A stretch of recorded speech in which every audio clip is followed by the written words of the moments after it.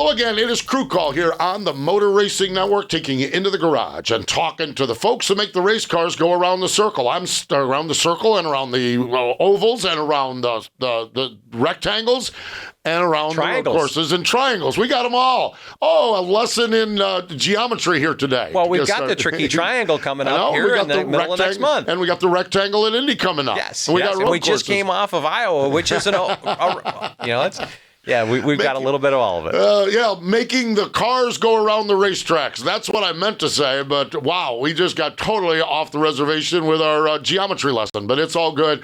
I'm Steve Post, he's Todd Gordon, and yes, the circle at Iowa. Yeah. Wow, fascinating weekend. You know, I gotta go back. Kudos to NASCAR and everybody who set this piece up. I felt like when we did a partial repave, I had my skepticism. What a great show. I know. I mean, we had 3 wide, 4 wide, racing across patches of asphalt. I thought, I want to get into that because I feel like I've been skeptical of the last 2 repaves of our show. Is just, we repaved all of North Wilkesboro. The show's not going to be that good. It was pretty darn good. Yeah. And then we come to Iowa and they did a partial repave. Like, oh, what are we thinking here? It was a great show. Yeah. I think they've done a great job with it. I love the fact we still had the character of the bumps down the straightaway. Kudos to where we've gotten to. I feel like our repave racing on short tracks has been pretty darn good. Yeah, and not bad at Sonoma either. Again, yes. Yeah, that's a great point. I feel like either the next gen car works better on repaves when we get to it. I don't know. We haven't repaved in a mile and a half to see where that goes, but these races have been pretty darn good. I would say better than what they were before. New pavement was the kiss of death. Oh, it used to be. We used to say I had to have 8 years of age on it before you could get racing on it. And we see this, and I think probably, and I think probably the tracks and NASCAR have learned a lot about the aggregate and how to prepare and how to do things. And the other thing is, I think we've repaved a couple of progressively banked racetracks, which helps true. that. You're right about that. Iowa had a banking change after the first seam, and I believe that North Wilkesboro is flatter on the bottom than is up top. It is. Which I think that's part of the picture too, but they put the whole thing together. It's not, we want to say, okay, is it next gen car? Somebody asked me that. I said, the Xfinity shows the old car, and that was a pretty darn good show too. That was true. So kudos to where we've got to. And really, our short track package has gotten pretty competitive. We haven't talked about the terrible short track package in quite a while. Because we've had good short track racing. Well, imagine that. It's been good. And we talk about the tracks. We talk about NASCAR doing this. But, Todd, you're on the team side. The teams have evolved in how they approach these things as well. They have. And I think, they're understanding more of what they've got to race with. It's different than what it used to be. But we're still seeing, we saw strategy calls. Oh, my gosh, at Iowa. Iowa. Holy cow. I mean, Corey LaJoie did it right off the bat, did a 2-tire stop, and I think got himself stage 1 points. Yeah. Or if he didn't, he might have fell just out of it, but jumped a bunch of track position by doing it and hung there. And that kind of set it up for many others doing it. We talked about it last week. Mike Kelly called a phenomenal race at Iowa, top 5 finish, with a car that was running 25th to start with. I know. Went long in stage 2, actually got stage 2 points out of it, and then aggressive on the last call, 2 tires, put him out 4th, finished 5th. Yeah. Ricky had said, I talked to Ricky after the race, and he said, we knew early we had a good race car. Again, it gets back to this putting the whole weekend together. Yes. But when you know you have a good race car, then maybe that opens up the hand you have. And Mike Kelly played a great hand.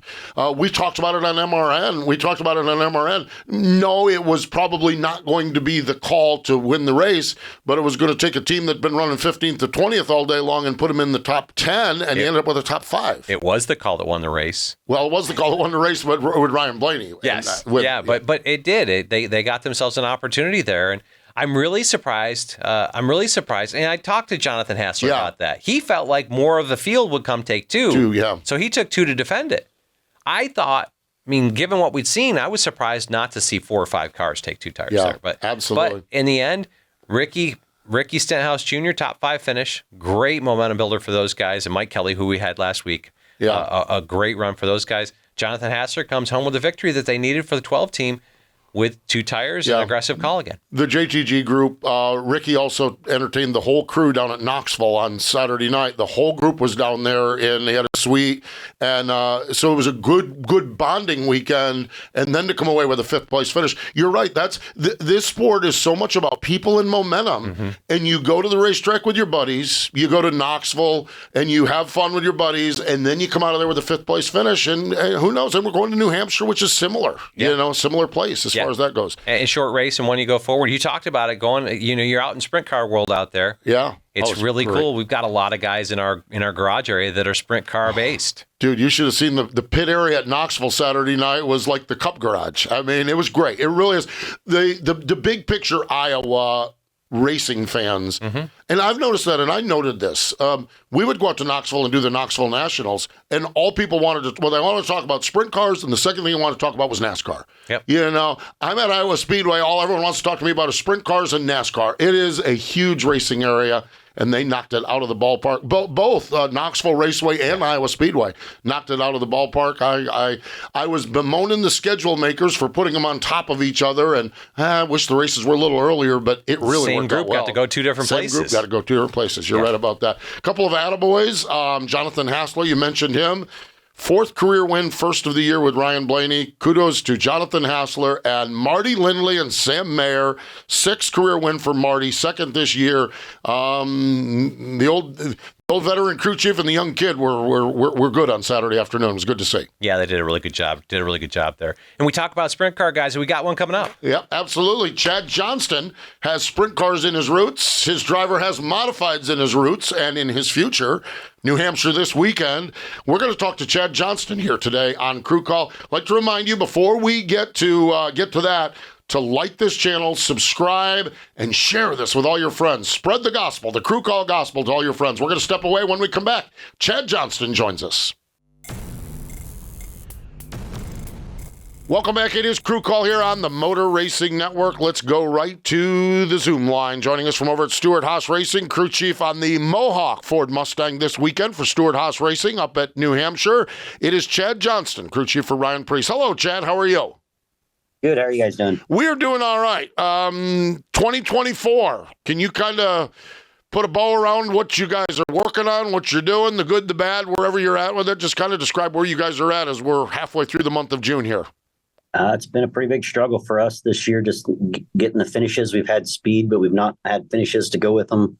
Go back to Sonoma. We had a decent run going there and didn't get the finish that we deserved. And last week, just qualifying's kind of been our Achilles heel. Like, just we got to figure out how to qualify better. It's hard to make your way up to the front when you qualify as badly as what we've been qualifying.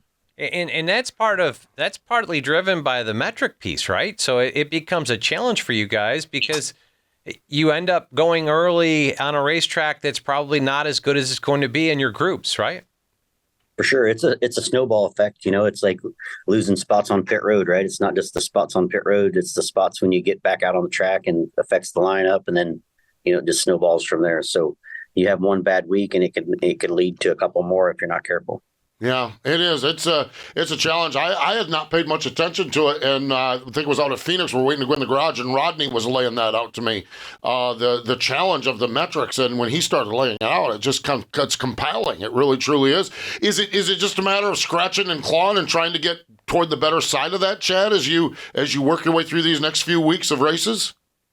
For sure, and it's never been our strong suit.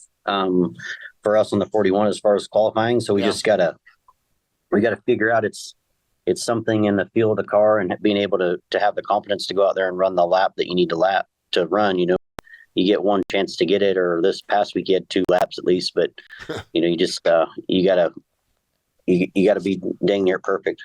Yeah. So and now you get an opportunity, another short track coming to New Hampshire here. What do you see out of this place, and what are the challenges for this place to put a lap down for qualifying and for the race? It's kind of got some unique characteristics. For sure. There, you've got to be able to carry speed on entry. You got to be able to get through the bumps entering turn 3 and roll the middle and get pointed and get off of it. It's a home track for Ryan. So it's, it carries a little bit more weight than the rest of them. He's running his modified up there, I think Friday before our race as well. So he's had success in his modifieds and things up there. So it's a big race for us, and it's a good chance to get our season change in direction and get some momentum built. You brought it up, and I talked to Ryan Monday night on Late Shift and talked a little bit about this. Found out that he is running the modified up there. With him running that modified race, it's Saturday night, I believe it is. Is that a distraction or a benefit for your program? I think anytime you can stay in a car and you can hone your craft, I think it's a benefit. I think if he can go there and he can run well, then it helps his confidence. I don't know that there's anything that's going to carry over per se, but definitely just getting track time and getting out there and honing his craft is a benefit, no matter whether it's at a dirt track or the same track or a different track. I'm all for anytime you can be in the car. I think it's a benefit. Let's go beyond the modified. The New Hampshire in itself. Ryan Preece is sort of like Elvis up there. I mean, he is one of the rock stars when we roll in there. Is that a good thing, or is it a distraction, or how does that play into it as well? I think it's all in how you go into it. To me, I think you go into it like you do every other week, but definitely, that's probably where he's the most popular. So hopefully we qualify better. I might not make it out of there Friday or Saturday when we qualify. So, I don't think it's a distraction. I go into every weekend trying to prepare for each weekend the same way. It's a points event. It's a chance to go out there and be competitive and contend for wins, and that's how I approach every weekend. And you look at the track that through the last few years, I feel like your Stewart-Haas Racing has been fairly good in race pace. Just a place that you've had success. What brings that, and what do you look forward to there?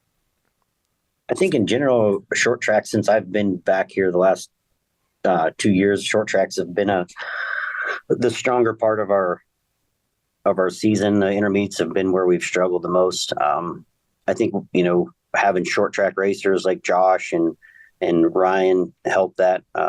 Kevin obviously was no slouch anywhere you went, so that was always good. Eric was always really good at Loudon all throughout his career. So having guys like that you could build off of and kind of pick their brain and going in there to prepare and, be able to lean on as far as setup. Chad, how has Loudon evolved over the last few years? Because if I'm not mistaken, the groove has moved around quite a bit there.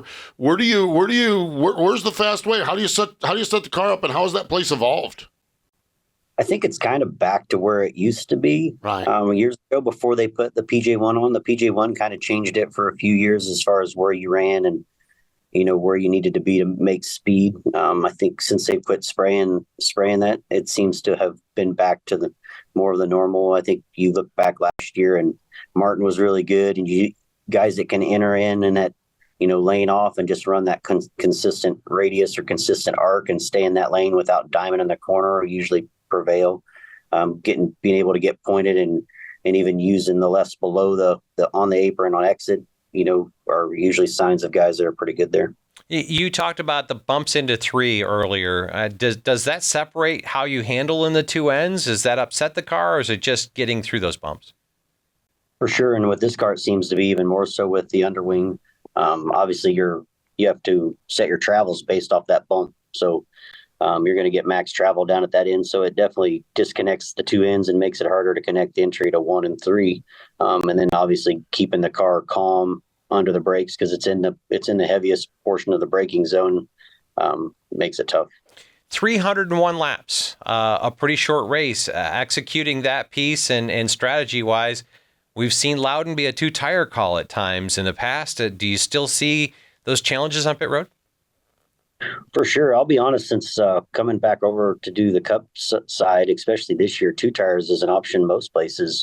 We don't get a lot of left side wear. The tires don't hold the heat like they used to. A lot of times you take them off and they're cool to the touch, which is pretty abnormal for what we've all been accustomed to. Right side tires seem to fire off pretty well at most places. So I would say for sure it'll be an option. And if you don't qualify, then obviously that kind of forces your hand to do things like that more often. But even last week at Iowa, you saw the race was won on 2 tires. Yeah. Chad, when I look at the last 6 weeks or so, when you look at it, you have North Wilkesboro, you have Worldwide Technology Raceway. I got to say that one right. Okay, Iowa. We have these flat tracks, and I know Gateway was a different rules package. It was the intermediate rules package, but having so many similar races back to back, how does that play into understanding of cars, understanding of tires, getting into the rhythm of this? How does that factor in? This is the fourth similar style of racetrack we had. We don't have four close racetracks that together all that often in this series. It definitely helps you kind of hone in on your setups. The tire at Iowa and the tire here are the same. The tire that we ran at Wilkesboro, the right sides were different, I think the left sides were different. But we're on the same tires we were last week.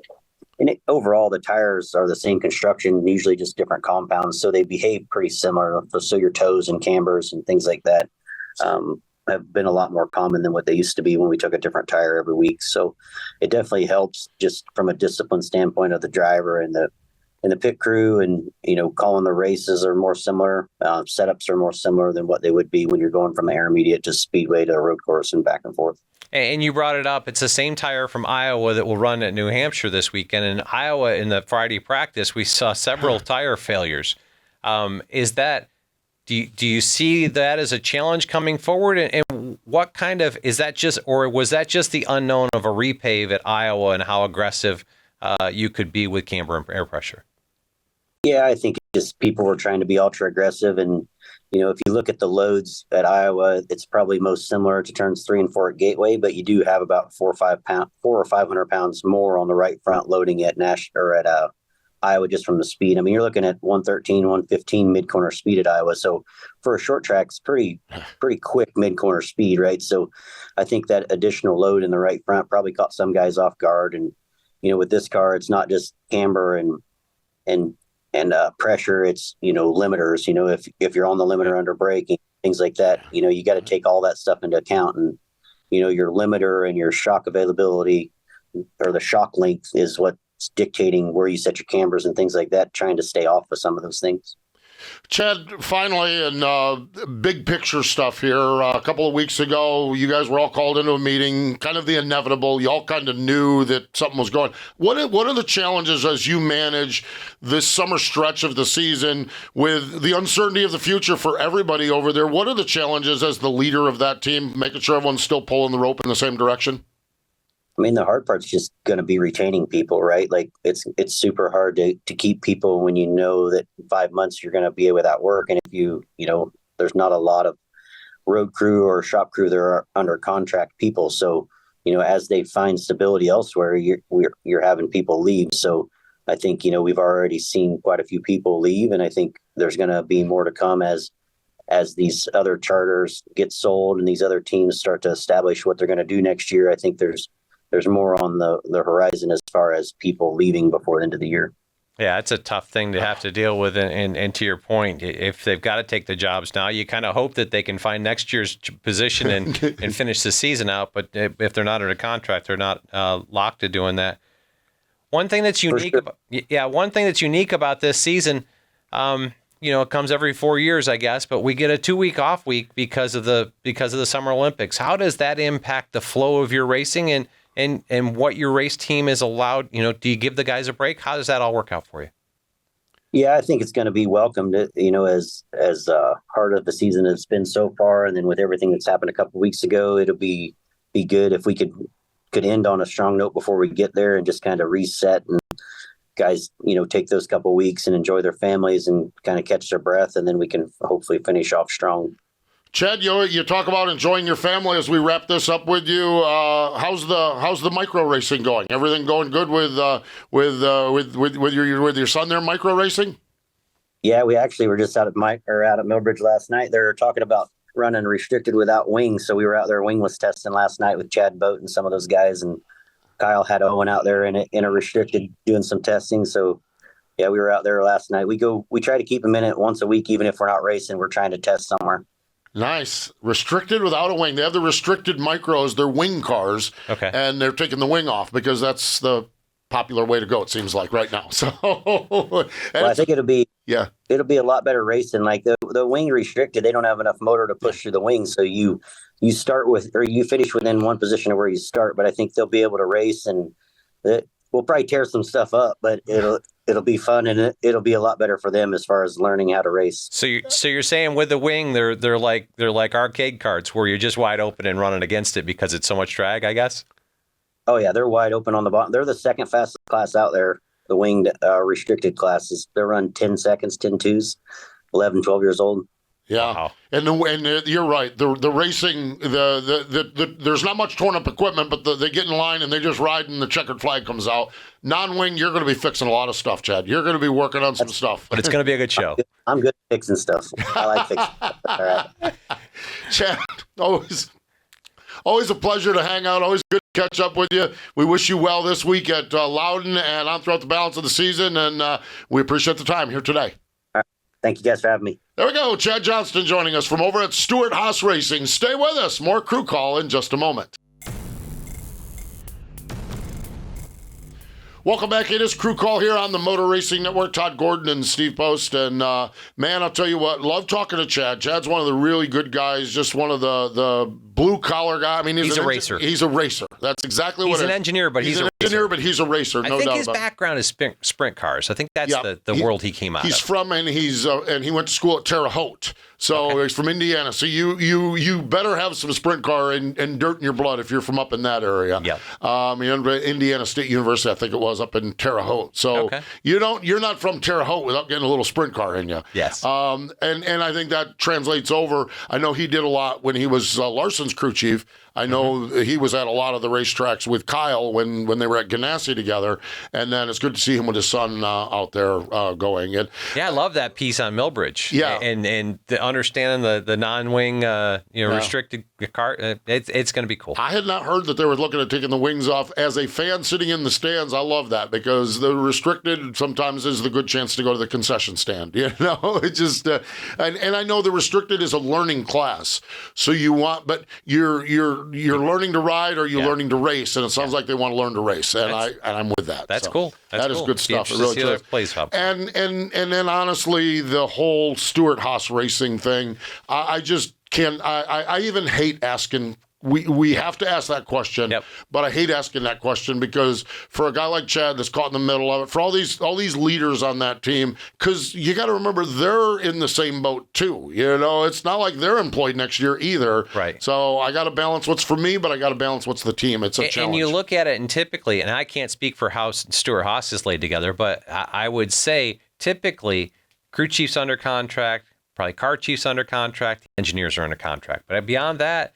Your mechanics, your tire guys, those guys don't have contracts that have them bound. So to Chad's point, that becomes a challenge coming forward as guys see opportunities that they're going to be put in that position of, I need to take care of my family. And you can't fault somebody for that, but it sure makes Chad's life just challenging. We know right now Front Row is expanding, and we know there's 3 other charters that will be teams expanding. And I think that will open more of the floodgate once that gets announced and decided. And I think that has to, I think we have to get where the charter agreement with NASCAR and the teams gets finalized before we'll see that announced. We see that all. Yep, absolutely. New Hampshire. What are you looking at up there, crew chief? Yeah, Chad talked about it. Bumps into turn 3 are always been a challenge, and he brought it up with the limiters now, with the shock limiters on the left rear, and you're always close to the left rear places like this. Yeah. So. But then where you get to with the fronts, how you get through that bump into turn 3 and tie the 2 corners together. Love that they're not spraying the racetrack. I feel like to his point, I feel like we've got multiple grooves and it kind of moves around now. Looking forward to it. And honestly, the modified show on Saturday night's one not to miss. So. Yeah, modified's up there. Xfinity cars are up there. It is a great, great weekend of racing. If you're in the New Hampshire area, go over to the racetrack. It's really cool. And our friends at PRN have all the coverage all weekend long. And Flow Racing is where you can catch that modified race. So, man. Good times right there. Good times. Hey, and you look at it, this is, and for like Ryan this weekend, and I talked to him Monday night on Late Shift on Sirius, but, this is a short track for the Cup cars. This is Daytona for the Super Speedway, baby. It is. It's restrictor plate racing, bump drafting, passing every lap. If you tune into it on Flow. Yeah, great stuff. That is for sure. So again, and on the radio side, PRN has all of the coverage. We are grateful for Chad Johnston joining us here on the program. More important than that, thank you for joining us here this time on Crew Call by MRN.